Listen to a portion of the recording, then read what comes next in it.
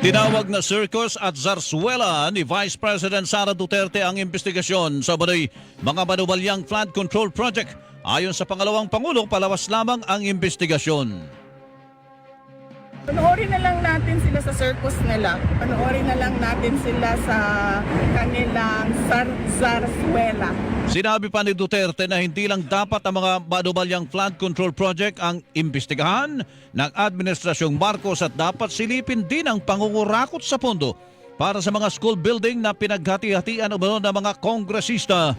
Huwag tayo tumigil sa flood control project dahil noong 2024, last year, nagsabi na ako sa school building program pa lang ng Department of Education, pinaghati-hatian na ng members of the House of Representatives, walang nagsasalita, walang nag-iimbestiga. Samantala, sang-ayon naman ang Vice Presidente sa utos na lifestyle check sa mga opisyal ng pamahalaan.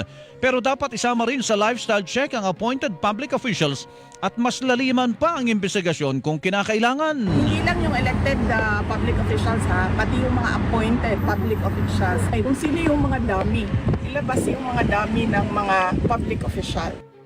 Ang tinig ni Vice President Sara Duterte. Samantala, inihayag naman ni Acting Davao City Mayor Sebastian Duterte na public relations o PR stunt lang ang investigasyon sa mga umano'y manubalyang flood control project. Pero sagot ni Presidential Communications Office Undersecretary Claire Castro, lahat ng opisyal ng pamahalaan ay iimbestigahan at manood na lang dito si Duterte.